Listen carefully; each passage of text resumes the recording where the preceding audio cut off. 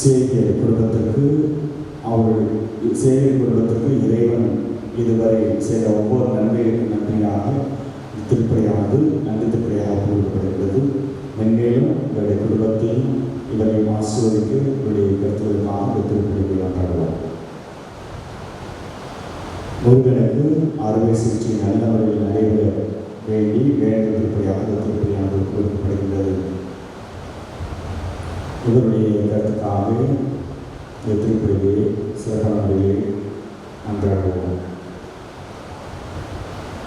ராஜசேகர் வேறு உடல்நலம் பெற வேண்டி வேண்ட திருப்பலியாக திருப்பலியானது கொடுக்கப்படுகின்றது. இறைவன் இவருக்கு சுதந்திரம் ஆசீர்வதிக்க இந்த திருப்பலியை இதற்காக அன்றாடுவோம். ராஜிலாவிற்கு பிரசவ நல்ல முறையில் நடக்கவும்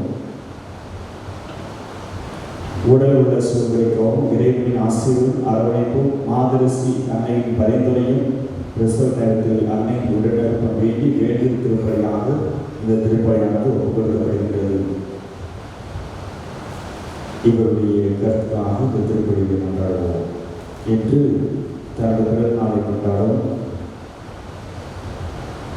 மிஸ்ஸஸ் பென்சி அவர்களுக்கும் இறைவன் செய்த அனைத்து நன்மைகளும் நன்றியாகவும் தொடர்ந்து இறை ஆசீர்வாதம் கிடைக்கவும் வேண்டி வேண்டுதல் திருப்பலியாக திருப்பலியாக ஒப்புக்கொள்ளப்படுகிறது. ஆண்டவர் எல்லா ஆசீர்வாதத்தையும் பொறுத்து எங்கள் வழிநடத்த இந்த திருப்பலியை கருத்துக்காக கொண்டாடுவோம். குழந்தைகள் ரஃபேல் மற்றும் கபிரியல் இவர்களுக்கு நல்ல உடல் சுகம் கிடைக்க வேண்டி இறைவனுடைய ஆசிரியர் வேண்டியும் இந்த திருப்பலியாக கொடுக்கப்படுகிறது. இந்த குழந்தைகளை இனிமேல் ஆண்டு ஆசீர்வதிக்க அருள்வர்களை பொழிய இந்த திருப்பலியை இவர்களுடைய கருத்துக்காக கொண்டாடுவோம். ஆண்டனி இவருடைய ஆன்மானத்தினை பற்றிய இந்த திருப்பலியாக கொடுக்கப்படுகிறது. லாசர் பீக்ரூஸ் இவருடைய ஆன்மானத்தினை பற்றிய இந்த திருப்பலியாக கொடுக்கப்படுகின்றது. இந்த ஆன்மாக்கள் தொழுத்தில் வாழ்வதில் செய்த ஒவ்வொரு நன்மையையும் ஆண்டவர் நினைத்து பார்க்க வேண்டும். இந்த ஆன்மாக்களுக்கு ஆண்டவர் அவருடைய நித்திய பேர்கொண்டு கதவை திறக்கப்படவில்லை சொல்லி இந்த திருப்பலியை கொண்டாடுவோம்.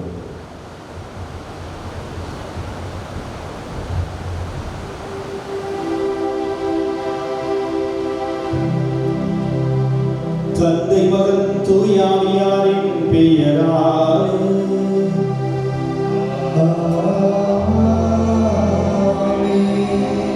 நம் ஆண்டவராகிய இயேசு கிறிஸ்துவினோடு கடவுளின் அன்பும் தூய ஆவியாரினுடைய நட்புறவும் உங்கள் அனைவரோடும் இருப்பதாக.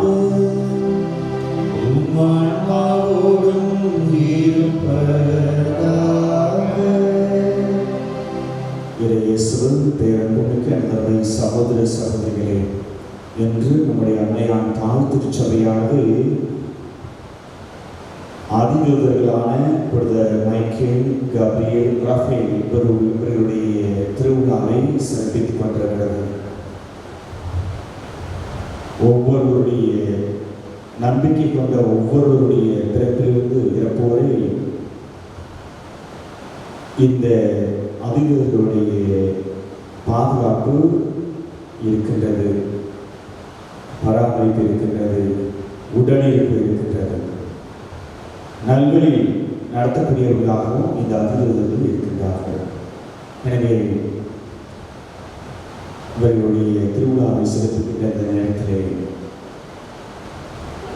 அதிதூதர்கள், புனித அதிதூதர்கள் நம்மையெல்லாம் நல்வழி நடத்த வேண்டும், நம்மோடு இருந்து நம்மை காக்க வேண்டும் என்று சொல்லி நம்முடைய குடும்பங்களை ஆண்டவரிலிருந்து ஆசீர்வாதத்தை இந்த அதிதூதர்கள் பெற்றுக் கொடுக்க வேண்டும் என்று சொல்லி இந்த திருப்பலியை சிறப்பான முறையிலே கொண்டாடுவோம்.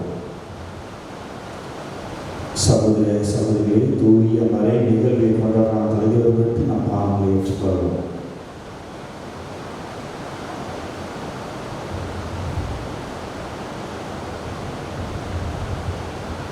எல்லா மலைகளிடமும் சகோதர சகோதரிகளிடமும் நான் பாவங்களை ஏற்றுக்கொள்கின்றேன்.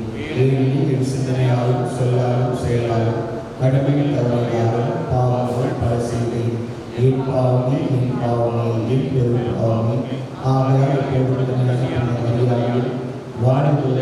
அனைவரையும் சகோதர சகோதரிகளை உங்களையும் நம் இறைவனாகிய ஆண்டவரிடம் எனக்காக வேண்டிக் கொள்ள பிரார்த்திக்கிறேன்.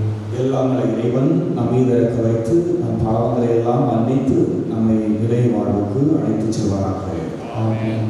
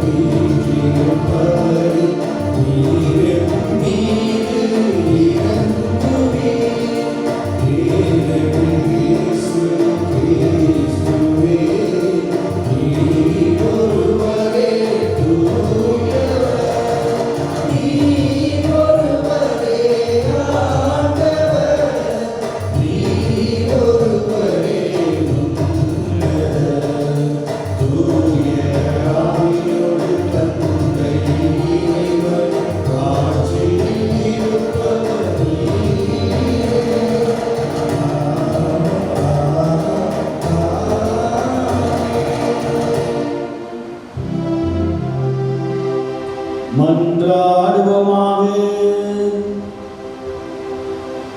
இறைவா, வானவர்களுக்கும் மனிதர்களுக்கும் அவர்களின் பணிகளை வியத்தக்க முறையில் அமைத்துள்ளீரே. இவ்வாறு அவர்கள் விண்ணகத்தில் உமக்கு என்றும் பணிபுரிவது போல மன்னகத்தில் எங்கள் வாழ்வை பாதுகாக்க கனிவுடன் அருள்வீராக. உம்மோடு தூய ஆவியாரின் ஒன்றிப்பில் இறைவனாய் என்றென்று வாழ்ந்து ஆட்சி செய்து ஆண்டவரும் உம் திரு திருமகனும் ஆகிய இயேசு கிறிஸ்து வழியாக உம்மை மன்றாடுகின்றோம்.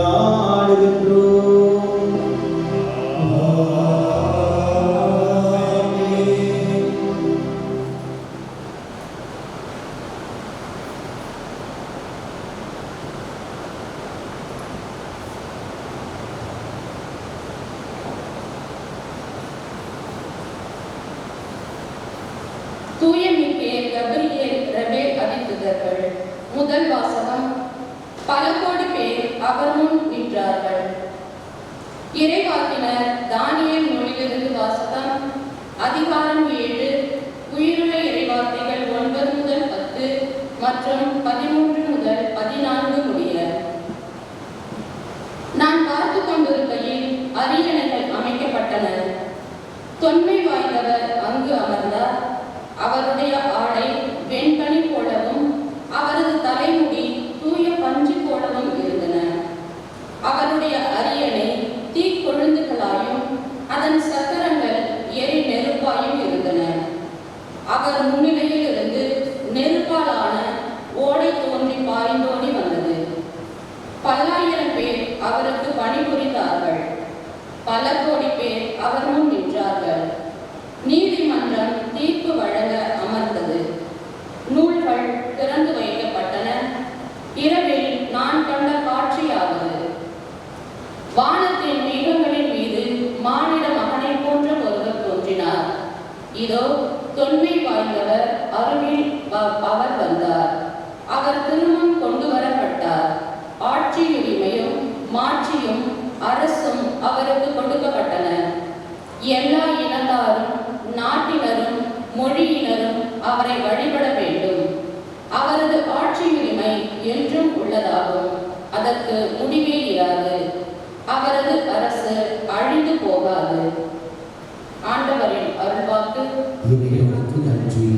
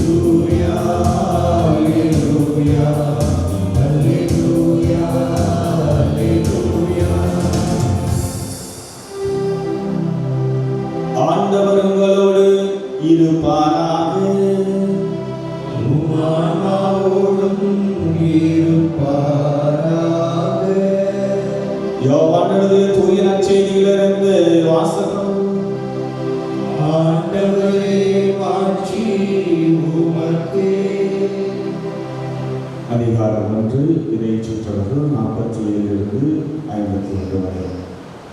அக்காலத்தில் நத்தனியேல் தம்மிடம் வருவதை இயேசு கண்டு, இவர் உண்மையான இஸ்ரவேலர், கபடற்றவர் என்று அவரை குறித்து கூறினார். நத்தனியேல், என்னை உமக்கு எப்படி தெரியும் என்று அவரிடம் கேட்டார். இயேசு, பிலிப்பு உம்மை கூப்பிடுவதற்கு முன்பு நீர் அத்திமரத்தின் கீழ் இருந்தபோதே நான் உம்மை கண்டேன் என்று பதிலளித்தார். நத்தனியேல் அவரை பார்த்து, ரபி, நீர் இறைமகன், நீரே இஸ்ரவேல் மக்களின் அரசர் என்றார். அதற்கு இயேசு, உம்மை அத்திமரத்தின் கீழ் கண்டேன் என்று உம்மிடம் சொன்னதாலா நம்புகிறேன்? இதைவிட பெரியவற்றை காண்பேன் என்றார். மேலும் வானம் திறந்திருப்பதை, கடவுளின் தூதர்கள் மானிட மகன் மீது ஏறுவதையும் இறங்குவதையும் காண்பீர்கள் என மிக உறுதியாக உங்களுக்கு சொல்கிறேன் என்று அவரிடம் கூறினார். ஆண்டவரின் அருள்வாக்கு.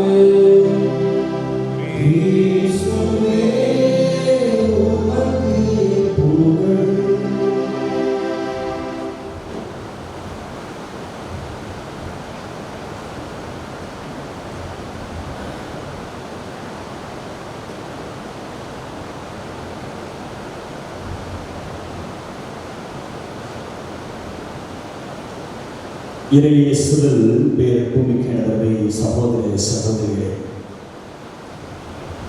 இன்று நம்முடைய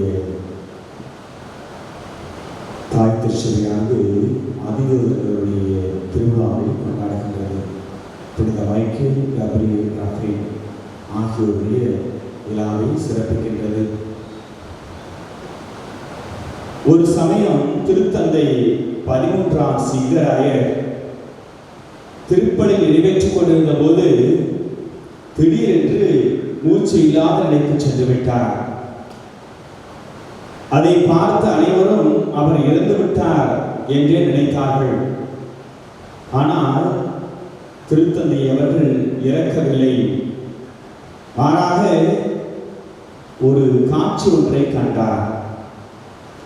அந்த காட்சியிலே அதிதூதர் மைக்கேல் சாத்தானோடு போர் தொடுத்து வெற்றி கொண்டார்.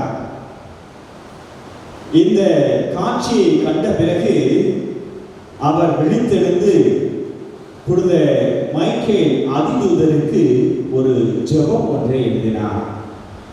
அந்த ஜெபம் தான் இது: அதிதூதரான தூய மைக்கேலே, எங்கள் போராட்டத்திலே எங்களை காத்தருளும். சாத்தானின் வஞ்சக தந்திரங்களில் எங்களுக்கு துணையாயிரும். தாழ்மையான எங்கள் மன்றாட்டுகளை கேட்டு எல்லாம் வல்ல இறைவன் சாத்தானை தண்டிப்பாராக. வான்படையின் தலைவரே, ஆன்மாக்களை கெடுக்க இவ்வுலகில் சுற்றி தெரியும் சாத்தானையும் மற்ற தீய ஆவிகளையும் இறைவல்லமையால் நரகத்தில் தள்ளுவீராக. ஆமீன். இதுதான் அந்த ஜெபம். இந்த ஜெபத்தை எழுதி முடித்துவிட்டு மக்கள் அனைவரும் தங்களுடைய வாழ்க்கையிலே தீமைகளும் சோதனைகளும் வருகின்ற பொழுதெல்லாம் இந்த ஜெபத்தை சொல்லி ஜெபிக்குமாறு திருத்தந்தை அவர்கள் மக்களை கேட்டுக்கொண்டார்கள். வாழ்ந்தவர் என்பவர் யார் என்ற கேள்வி நமக்கு அனுபவமாக எழுகின்றது. இந்த கேள்விக்கு இப்பொழுது அகஸ்தினார் சிறப்பான விளக்கத்தை கொடுக்கின்றார். இவ்வாறு அவருடைய விளக்கத்தை கொடுக்கின்றார்: வாழ்ந்தவர் என்பது இயல்பு கிடையாது, மாறாக செய்யக்கூடிய பணி. வாழ்ந்தவர்கள் கடவுளின் திருமுன் நின்று எப்போதும் அவரை புகழ்ந்து கொண்டிருப்பவர்கள். அவர்கள் கடவுள் விடுக்கும் கட்டளைகளை நிறைவேற்றுபவர்கள். தீமைக்கு எதிரான போராட்டத்திலே நம்மோடு உடனிருப்பவர்கள். இவ்வாறு இந்த அகஸ்தினார் வானதூதர்கள் என்றால் யார் என்ற கேள்விக்கு பதிலளிக்கின்றார். புனித மைக்கேல் அதிதூதரை பற்றி நாம் பார்ப்போம். மைக்கேல் என்றால் கடவுளுக்கு நிகர் யார் என்று பொருள். இவரை பற்றி இறைவாக்கினர் தானியேல் புத்தகத்திலும் யூதா புத்தகத்திலும் திருவெளிப்பாட்டு நூலிலும் நாம் வாசிக்கின்றோம். திருவெளிப்பாட்டு நூலிலே புனித மைக்கேல் சாத்தானோடு போரிட்டு வெல்வதை குறித்து நாம் வாசிக்கின்றோம். ஒரு சமயம் விண்ணகத்திலே கடுமையான போர் மூல அந்த போரிலே ஒரு பக்கம் அரக்க பாம்பும் அழகையும் அதன் தூதுவர்களும், இன்னொரு பக்கம் புனித மைக்கேல் அதிதூதரும் அவருடைய தூதர்களும் நின்று போரிட்டார்கள். மைக்கேல் அதிதூதரோடு போரிட்ட இந்த அழகை வேறு யாரும் கிடையாது. தொடக்கத்திலே கடவுளை எதிர்த்து நின்ற லூசிபர் என்ற அந்த சாத்தான் தான். இருதரப்புக்கும் இடையே நடைபெற்ற கடுமையான போரிலே புனித மைக்கேல் அதிதூதரும் அவருடைய தூதர்களும் வெற்றி பெற்று விட்டார்கள். இதனால் அழகையும் அதன் தூதர்களும் விண்ணகத்திலிருந்து வெளியே துரத்தப்பட்டார்கள். இதை பற்றி திருவெளிப்பாட்டு நூல் அதிகாரம் 12 இறைச்சொற்கள் 7-9 வரை நாம் வாசிக்கின்றோம். 404ஆம் ஆண்டு சிப்பாண்ட்ரோ என்ற இடத்திலே புனித மைக்கேல் அதிதூதர் காட்சி கொடுத்தார். அந்த இடத்திலே மக்கள் ஒரு கெபி கட்டி அவரை வழிபட்டு வந்தார்கள். இந்த நேரத்திலே எதிரி நாட்டவர் சிப்பாண்ட்ரோ மீது எப்போது வேண்டுமானாலும் போர் தொடுக்கலாம் என்ற அபாயம் ஏற்பட்டது. அப்போது அங்கிருந்த ஆயர் புனித மைக்கேல் அதிதூதரிடம் மன்றாட, புனித மைக்கேல் அதிதூதர் அந்த ஆயரிடம், நீங்கள் எதை குறித்தும் கவலைப்பட வேண்டாம், நாளைய நாளில் எதிரி நாட்டினர் இங்கு வரும்போது அவர்கள் திக்கு தெரியாமல் ஓடுவார்கள் என்று வாக்குறுதி கொடுத்தார்.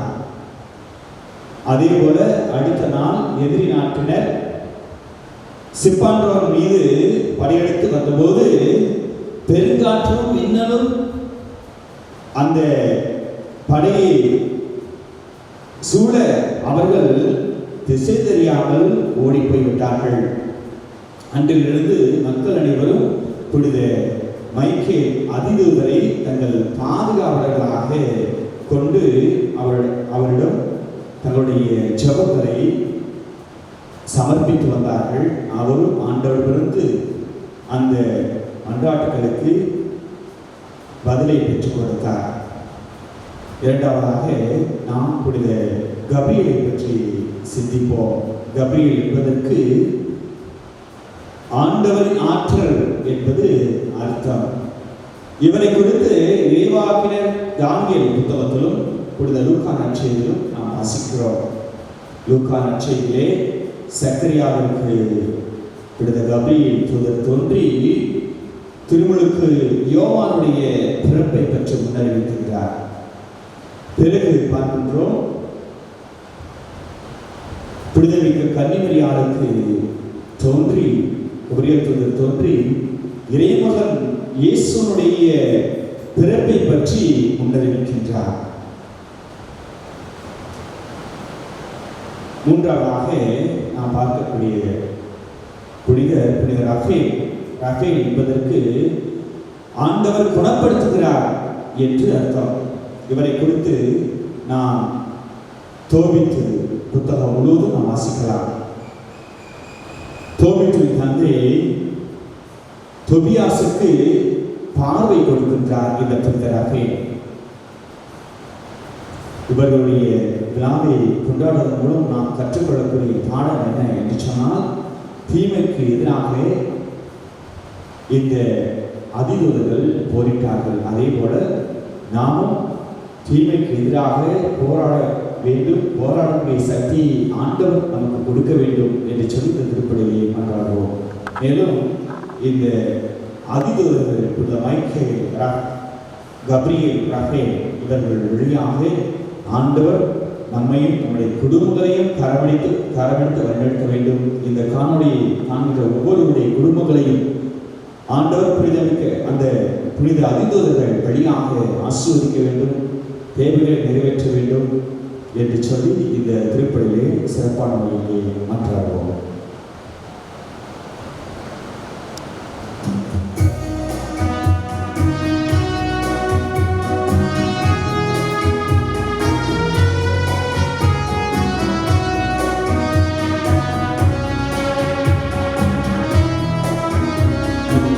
தனது 38வது பிறந்தநாளை கொண்டாடும் ஜூலியட் ஆல்பினி இவருக்கு இறைவன் செய்த ஒவ்வொரு நன்மைகளுக்கு நன்றியாக நன்றி திருப்பதியாக இந்த திருப்பதியை ஒப்புக் கொடுக்கின்றார்கள்.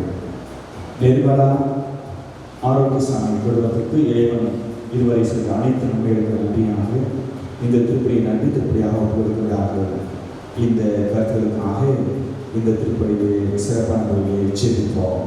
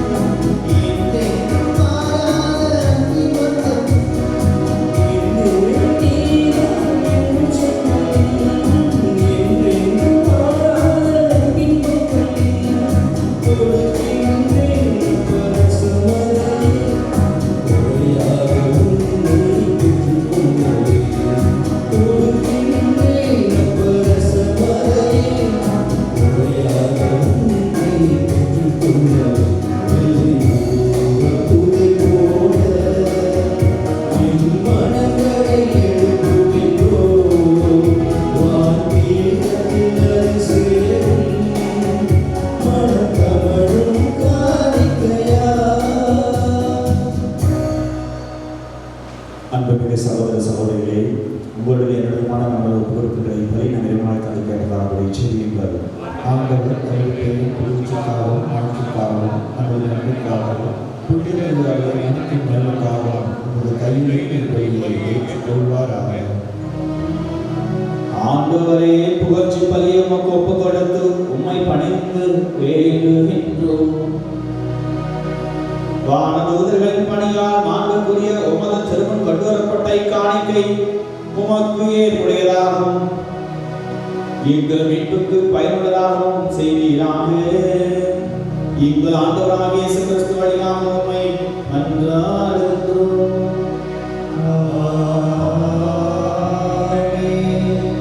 ஆண்டவர் உங்களோடு இருப்பாராக.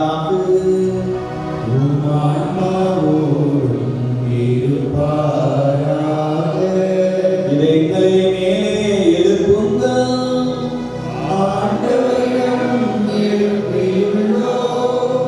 நம் இறைவனாகிய ஆண்டவருக்கு நன்றி கூறுவோம். அது தகுதியும்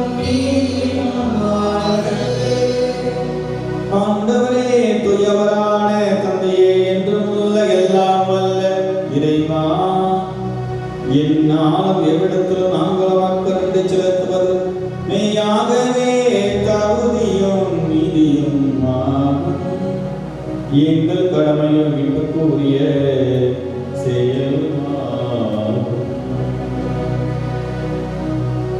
உம்முடைய முதன்மை வானவர்கள் வழியாக உமது புகழ் குறைவின்றி பறைசாற்றப்படுகின்றது. ஏனெனில் படைப்புகளாகிய வானவர்கள் பெறுகின்ற புகழ் எல்லாம் உமது மாண்பையும் ஆட்சியையும் மேம்படுத்த உம்மிடமே வந்து சேருகின்றது. அவர்கள் பல்வேறு அணிகளால் அலங்கரிக்கப்பட்டு சிறந்து விளங்குவதால் நீர் அளவு கடந்த மாண்புடையவர் எனவும் அனைத்துக்கும் மேலானவர் எனவும் எங்கள் ஆண்டவர் கிறிஸ்து வழியாக காட்டுகின்றீர். அவர் வழியாகவே வானவர் பெருந்தலும் அது மாண்பை கொண்டாடுகின்றது. அவர்களோடு நாங்கள் அக்களித்து உம்மை தொழுது வணங்கி ஒரே குரலாய் புகழ்ந்து ஆர்ப்பரித்து பாடுவதாவது.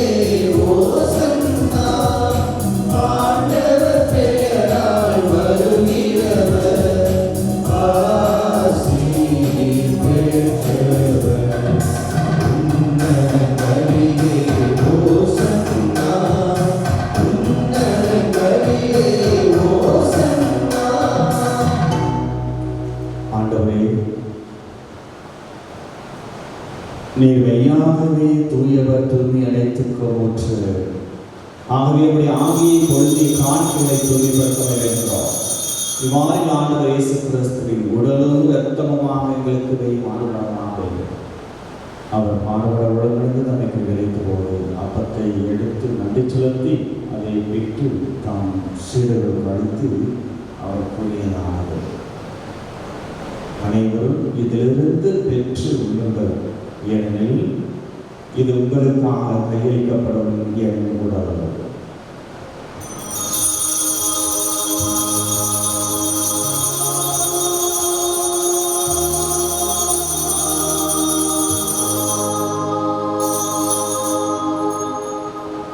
அவனை இரவிலிருந்து அறிஞரின் கிண்ணத்தை எடுத்து மீண்டும் நன்றி கூறி தாம் சீடர்களுக்கு அளித்து அவர் கூறியதாவது. அனைவரும் இதிலிருந்து பெற்று பாருங்கள், ஏனெனில் இது புதிய நிலையான உடன்படிக்கைக்கு உரிய என் இரத்தத்தின் கிண்ணம். இது பாவம் மன்னிப்புக்கென்று உங்களுக்காகவும் பலருக்காகவும் சிந்தப்படும். இதை என் நினைவாக செய்யுங்கள்.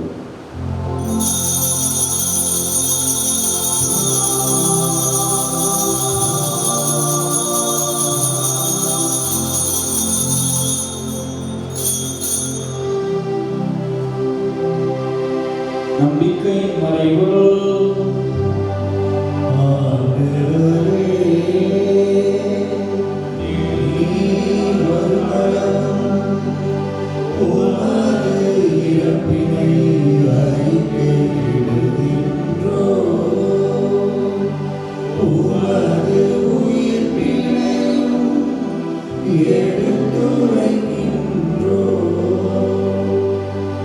ஆகவே ஆண்டவரே, நாங்கள் கிறிஸ்துவின் இறப்பினையும் உயிர்ப்பினையும் நினைவுகூர்ந்து மாறுதலும் அப்பத்தையும் மீன்பளிக்கும் கிண்ணத்தையும் ஒப்படுகிறோம். திருநின்று ஒழிய முடிய தகுந்தவர்களை நாங்கள் ஏற்றுக்கொண்டு எளிமையாக நட செல்கிறோம். மேலும் கிறிஸ்துவின் உடல் ரத்தத்துடன் பங்கு உள்ளவர்களை தூய ஆவியார் ஒன்று சேர்ப்பாடுகளை தாங்களோடு கொண்டாடுகின்றோம். ஆண்டவரே, உலகெங்க பரவியிருக்கும் அந்த திருவாவை நினைவுகூர்ந்ததும் எங்கள் திருத்தந்தை பிரான்சிஸ், எங்கள் ஆயர் நீதிநாதன், எல்லா திருநிலையினர் ஆண்டு அனைவரோடு அந்த திருவாவை அன்பு நிறைவேற்றினார்கள். மேலும் எதிர்ப்புடன் தொழில்கள் சகோதர சகோதரிகளை இறந்தோர் அனைவரை இறக்கத்தம் நினைவுகூர்ந்து அந்த திருமுக ஒளியில் ஏற்றுள்ளோம். எங்கள் அனைவரும் இறக்கமாயும் கடவுளின் கண்ணித்தாய் அபித மரியாம் அவருடைய கணவரான புனித யோசேப்பு, புனித திருத்தூதர்கள், நம் பண்ணி பாதுகாவலர் பிரான்சிஸ் சவேரியார், உலகில் முதலாக இருந்த ஆகிய புனித நபியுடனும் நாங்கள் ஏவாவில் பங்கோடு தலைவற்று நம் திருமண இயேசு கிறிஸ்து வழியாக அமைத்து வந்தித்து வரவழை நன்றாடுகிறோம்.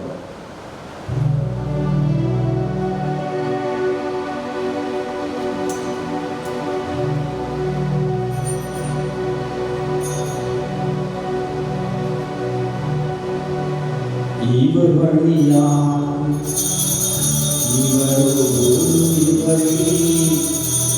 எல்லா வல்லவராகிய தந்தை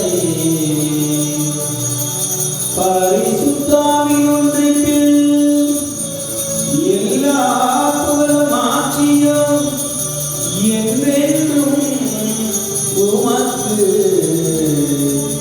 உரியது.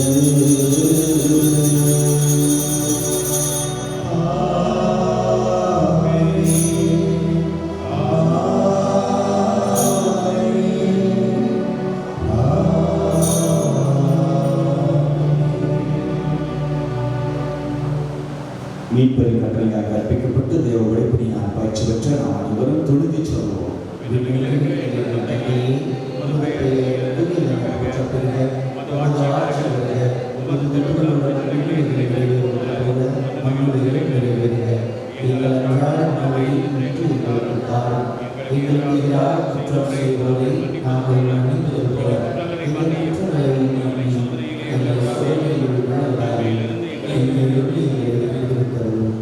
ஆண்டவரே, தீமை அனைத்திலிருந்து எங்களை விடுவித்து எங்கள் வாழ்நாளில் அமைதியை கண்டுணர்களை கொண்டாடுகிறோம். உதரகத்தில் உதவியான் நாங்கள் பாவத்திலிருந்து எப்போது விடுதலை பெற்று யாதொரு கலக்கமின்றி நலமாயிருப்போமாக. உங்கள் நம்பிக்கை பெரும்ப வாழ்வை மீட்பராக இயேசு கிறிஸ்து வருகை மகிழ்ச்சியுடன் பார்த்திருக்கின்றோம். ஆண்டவராக இயேசு கிறிஸ்துவை அமைதியை உங்களுக்கு விட்டு செல்கிறேன், என் அமைதியை உங்களுக்கு அளிக்கிறேன் என்று அப்போஸ்தலர்களுக்கு முழங்கினேன். எங்கள் பாவங்களை பாராமல் உமது திருச்சபை விசுவாசத்தை கண்ணோக்கி எங்களுக்கு அமைதியை ஒற்றுமையை அளித்துவிட திருடம் கொள்வீனாக என்று வாழ்ந்து ஆட்சி செய்த நீரே. ஆமென். ஆண்டவருடைய சமாதானம் அமைதி உங்கள் அனைவரோடும் என்றும் இருப்பதாக.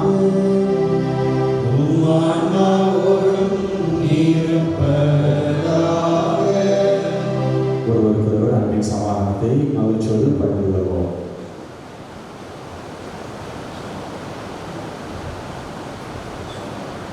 உலகின் பாவங்களை போக்கும் இறைவனின் சிமரியே எங்கள் மேல் இரக்கமாயிரும். உலகின் பாவங்களை போக்கும் இறைவனின் சிமரியே எங்கள் மேல் இரக்கமாயிரும். உலகின் பாவங்களை போக்கும் இறைவனின் சிமரியே எங்களுக்கு வழியே இருக்கிறது.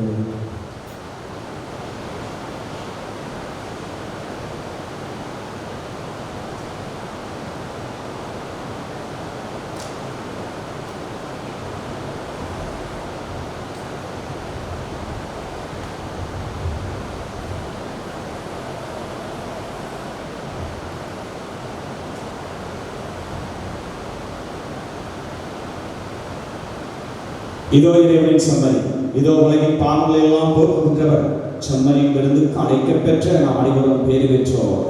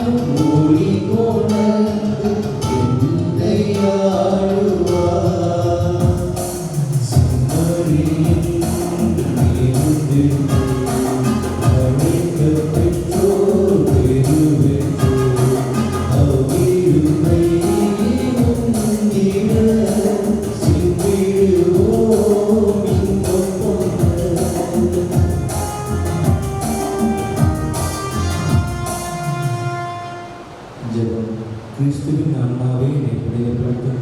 கிறிஸ்துவின் திருவுடலை என்னை மீட்டருளும். கிறிஸ்துவின் திருரத்தமே என்னை நிறைவேற்றருளும். கிறிஸ்துவின் விழாவிலிருந்து வந்த திருநீரே என்னை கழுவியருளும். கிறிஸ்துவின் திருப்பாடலே என்னை திடப்படுத்துங்கள்.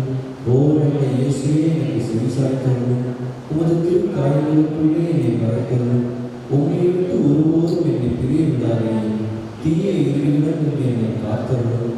என் மரண நேரத்தில் நீர் என்னை அழைத்து உங்களுடைய புனிதர்களோடு எக்காலமும் என்னை புகழ எனக்கு வரமருளும். ஆமென். நன்றியோடி மன்றாடுவோமாக. ஆண்டவரே, வென்ற உணவால் ஊட்ட பெற்ற நாங்கள் உம்மை பணிந்து வேண்டுகின்றோம். அதனால் இந்த உலகின் ஆற்றலால் வலிமை பெற்ற நாங்கள் உம்பான தூதர்களின் உண்மையான பாதுகாப்பால் மீட்பின் பாதைகள் தொழிலுடன் முன்னேறி செல்வோமாக. எங்கள் ஆண்டவராகிய இயேசு கிறிஸ்து வழியாக உம்மை மன்றாடுகின்றோம்.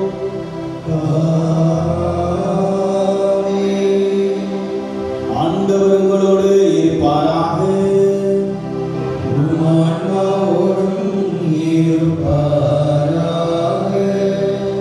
எல்லாம் வல்ல இறைவன் தந்தை, மகன், தூய ஆவி உங்கள் அனைவரையும் ஆசீர்வதிப்பாராக.